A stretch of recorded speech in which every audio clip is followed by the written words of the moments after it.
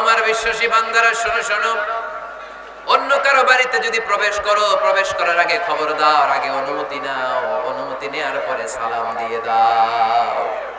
অন্যের ঘরে প্রবেশ করলে আরো বেশি প্রসিডিউর বেশি, প্রথমে আগে অনুমতি নেবেন, তারপরে কি দিবেন।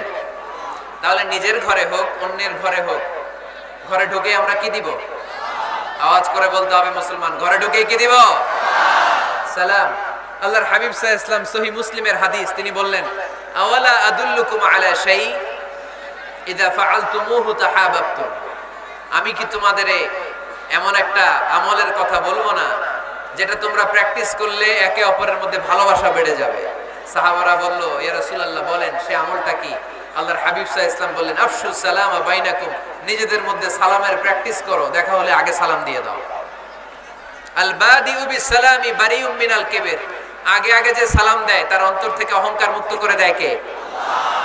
যাদের অন্তরে ইগো বেশি, ইগো অহংকার বেশি, আগে সালাম দিবেন। কয়েকদিনের ব্যবধানে দেখবেন আর ইগো নাই, ইগো নাই। আমি চাই আজকে থেকে শুরু করে সামনের 7 দিন এই পাড়াডগারে আমি সালাম সপ্তাহ ঘোষণা করলাম। কি সপ্তাহ? শোনেন নাই কোথাও? বৃক্ষরোপণ সপ্তাহ আছে না নাই? হ্যাঁ, বাণিজ্য মেলা সপ্তাহ আছে না নাই? এই সপ্তাহ সেই সপ্তাহ, ক্রিকেট সপ্তাহ আছে না নাই? আজকে এই 6 জানুয়ারি রাতে আমরা ঘোষণা দিলাম সামনের 7 দিন পাড়াডগারে কি সপ্তাহ পালন হবে? আওয়াজ করে বলেন, সালাম সপ্তাহ। সাইয়েদনা আদম আলাইহিস সালামকে যখন আল্লাহ তাআলা তৈরি করলেন, লাম্মা খালাকাল্লাহু আদামা ওয়া কানা তুলুহু 60 যিরাআন, আদম আলাইহিস সালামকে যখন আল্লাহ তাআলা বানালেন 60 হাত লম্বা বানালেন। কয় হাত লম্বা? আমরাও যখন জান্নাতে যাব আমাদেরকে 60 হাত লম্বা করে জান্নাতে ঢোকাবে কে? আল্লাহ। সুবহানাল্লাহ পড়বেন না? সুবহানাল্লাহ। আদম আলাইহিস সালামকে তৈরির পরেই আল্লাহ বলে নাই আদম জিকির করো, আদম সিজদা দাও, আদম নামাজ পড়ো। আল্লাহ প্রথম যে অর্ডারটা করেছেন সেটা হচ্ছে সাল্লিম, আদম সালাম দাও। কি দাও? আরো জোরে। এর কারণ আগে যে সালাম দেয় তার অন্তর থেকে অহংকার মুক্ত করে দেয় কে? আল্লাহ। একটা মাত্র অহংকারের কারণে ইবলিস সে হয়েছে জাহান্নামীদের সর্দার। আল্লাহ চেয়েছেন এই অহংকার যেন আদমের হৃদয়ে বাসা না বাঁধে, তাই হৃদয় থেকে অহংকার তুলে দেওয়ার জন্য প্রথমেই আল্লাহ তাআলা আদম আলাইহিস সালামকে সালামের প্রশিক্ষণ দিয়ে দিলেন। পড়েন সুবহানাল্লাহ। সাইয়েদনা আদমকে তৈরির পরে আল্লাহ বললেন, আদম সাল্লিম আলা উলাইকান নাফর, ও আদম সিজদা দেওয়ার দরকার নাই, জিকির করার দরকার নাই, অন্য কিছু করার দরকার নাই। সৃষ্টি করার পরে তোমার প্রতি আমার প্রথম আদেশ হলো ফেরেশতাদেরকে মুহূর্তেই তুমি সালাম দিয়ে দাও। কি দিয়ে দাও? আদম আলাইহিস সালাম আদেশ আসা মাত্রই সালাম দিলেন, মুহূর্তেই আদম আলাইহিস সালামের হৃদয় থেকে অহংকার দূর করে দিল কে? আল্লাহ। এজন্য আমরাও আগে আগে সালাম দেব, আগে আগে। মুরব্বীরা বাচ্চাদেরকে দিবেন, বাচ্চারা মুরব্বীদেরকে দিবেন, স্বামী স্ত্রীকে, স্ত্রী স্বামীকে, ছেলে বাবাকে, বাবা ছেলেকে। অনেক মুরব্বীরা বসে থাকে, আমি মুরব্বী আমি দিব কেন, ও আমারে দিব, বেয়াদব। আছে না নাই? না, এগুলো বললেন না। বেয়াদব না বলে একটা কাজ করবেন, বেয়াদব না বলে আপনি সালাম দিয়ে দিবেন। বেয়াদব না বলে কি বলবেন? সালাম দিয়ে দিবেন। দেখবেন বারবার যখন সালাম দিবেন বাচ্চাটা বা ছেলেটা লজ্জায় পরে কিছুদিন পরে ওই বাচ্চাই আপনার আগে সালাম দেওয়া শুরু করবে। ঠিক কিনা? আমরা বদলা নিব না, আমরা বদলে দিব। মুসলমানরা কি বদলা নেয়? কি করে? বদলে দেয়। আমরা বদলা নেই না, আমরা বদলে দেই। ঠিক কিনা? আমাদের আচরণে, আমাদের বিনয় দিয়ে, আমাদের ভালোবাসা দিয়ে আমরা বদলে দিব। আমাদের ভালোবাসার কাছে হেরে যাবে গোটা পৃথিবী, জিতে যাবে আমাদের ভালোবাসা। চিল্লায় বলেন ঠিক কিনা? আগে সালাম দেন, আগে আগে সালাম দিবেন। জান্নাতীরা যখন জান্নাতে ঢুকবে ফেরেশতারা প্রত্যেক গেটে খালি বলবে সালাম সালাম সালাম, আল্লাহু আকবার। জান্নাতীরা যখন জান্নাতে ঢুকবে ফেরেশতারা বলবে সালামুন আলাইকুম তিবতুম ফাদখুলুহা খালিদিন। ও জান্নাতীরা জান্নাতে প্রবেশ করেন, আল্লাহর পক্ষ থেকে আপনাদের জন্য রইল সালাম। আপনাদের জন্য কি? তাহলে জান্নাতে একে অপরের সাথে দেখা হলে সেখানে কি দেয়া হবে? সালাম। তাই নিজের পরিবারে যারা জান্নাতের আমেজ উপভোগ করতে চান তারা সালাম দিন। পরিবারটারে যারা জান্নাতি বানাতে চান ঘরে ঢুকেই কি দিবেন? সালাম দিন আর সালামতে থাকুন। প্রথম ফর্মুলা বুঝতে পারছেন? ঘরে তাহাজ্জুদের সময় একসাথে দাঁড়িয়ে যান। ডিসেম্বর মাসে বাচ্চাদের 15 দিনের ছুটি, তখন তাহাজ্জুদের প্র্যাকটিস করেন। আপনি ইমাম, আপনার পেছনে আপনার ছেলেরা, পিছনে আপনার মেয়েরা আর আপনার স্ত্রী। নারী পুরুষ এক কাতারে দাঁড়াতে পারে না। আমি আর রুবেল ভাই যদি জামাতে পড়ি, আমি ইমাম, রুবেল ভাই ডান দিকে, সমান সমান দাঁড়ানোর সুযোগ আছে না নাই? আছে। কিন্তু আমি যদি আমার স্ত্রীর সাথে জামাত করি, একসাথে দাঁড়ানো যাবে না। আমি সামনে, আমার স্ত্রী পেছনে। মাসালা বুঝতে পেরেছেন? আচ্ছা, তো তাহলে ঘরে জামাতে মাঝে মাঝে নামাজ পড়বেন। সহিহ মুসলিমের হাদিস, আল্লাহ রাসূল সাল্লাল্লাহু আলাইহি ওয়াসাল্লাম বলেন, তোমরা ফরজ নামাজ মসজিদে আদায়ের পরে ঘরের জন্য কিছু নফল আর সুন্নত রেখে দিও, কারণ ঘরে যারা নফল আর সুন্নত পড়ে ওই ঘরটারে বরকত দিয়ে ভরে দেয় কে? তাহলে 3 নাম্বার ফর্মুলা, ঘরে আমরা নামাজ পড়ব, মাঝে মাঝে জামাতে নামাজ পড়ব। রাজি আছেন তো সবাই? ইনশাআল্লাহ পড়েন না? 4 নাম্বার ফর্মুলা, বাসায় একসাথে খাবার খান, আলাদা আলাদা না। কিভাবে?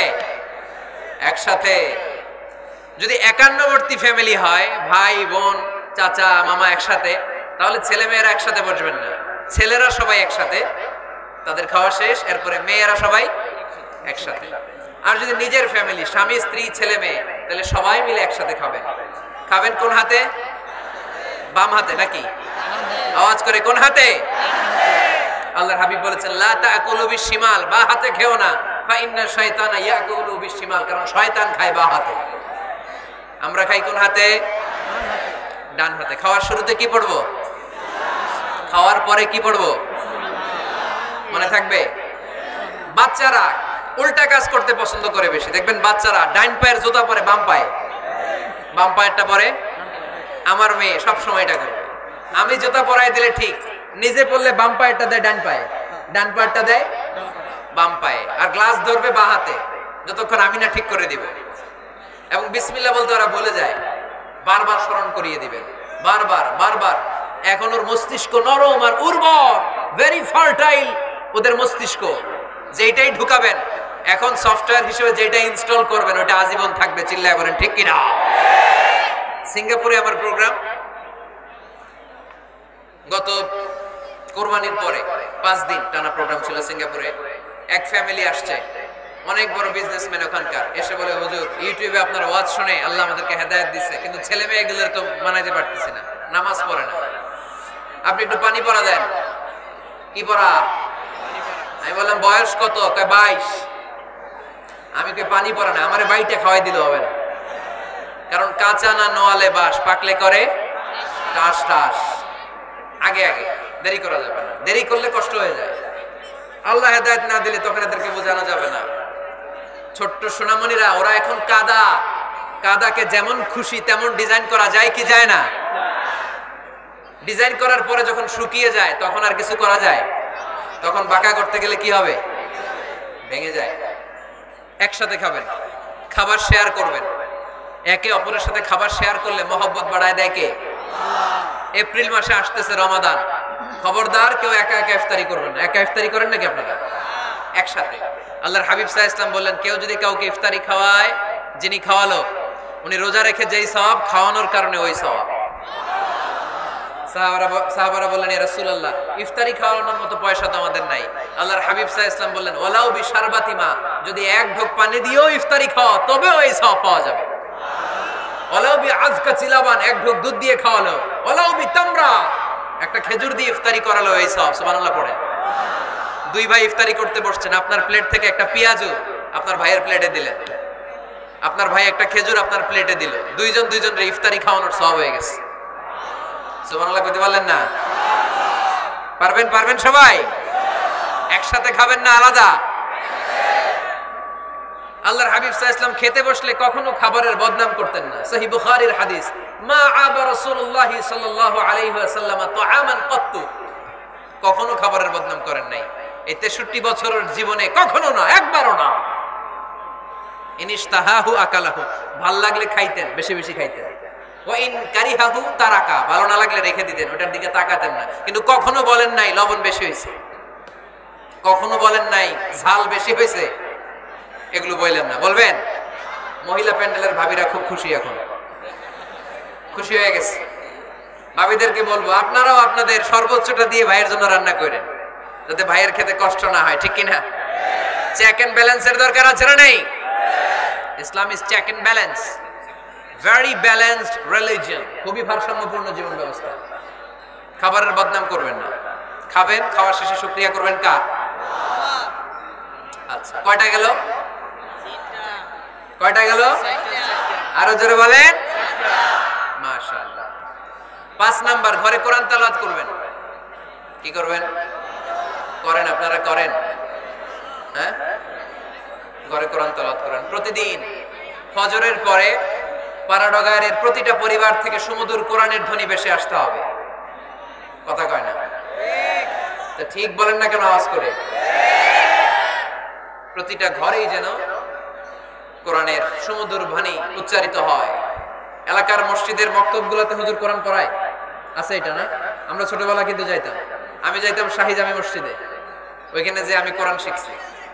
তো মসজিদগুলোতে আপনারা এই মক্তবের সিস্টেমটা চালু রাখবেন, প্রতিদিন সকালে কোরআন পড়বেন। কোরআন যেটা মুখস্থ করবেন স্ত্রীকে শোনাবেন, স্ত্রী আপনাকে শোনাবে। প্রতি মাসের জন্য একটা সূরা নির্ধারণ করেন। কোনটা? একটা। এক মাসে একটা ছোট্ট সূরা মুখস্থ করা যাবে না? ধরেন সূরাতুত তিন, ওয়াত-তিনি ওয়াজ-জাইতুন, এটা এক মাসে মুখস্থ করা যাবে না? যাবে। আজকে জানুয়ারি মাসের কত তারিখ? 6। আজকে রাতেই আপনাদের ফ্যামিলি মিটিং এটা সিদ্ধান্ত নেবেন যে এই মাসের জন্য সবাই মিলে কোন সূরাটা পড়বেন। মুখস্থ করতে হবে, অর্থও জানতে হবে। আমার ফ্যামিলিতে এই মাসে চলতেছে সূরাতুদ দুহা।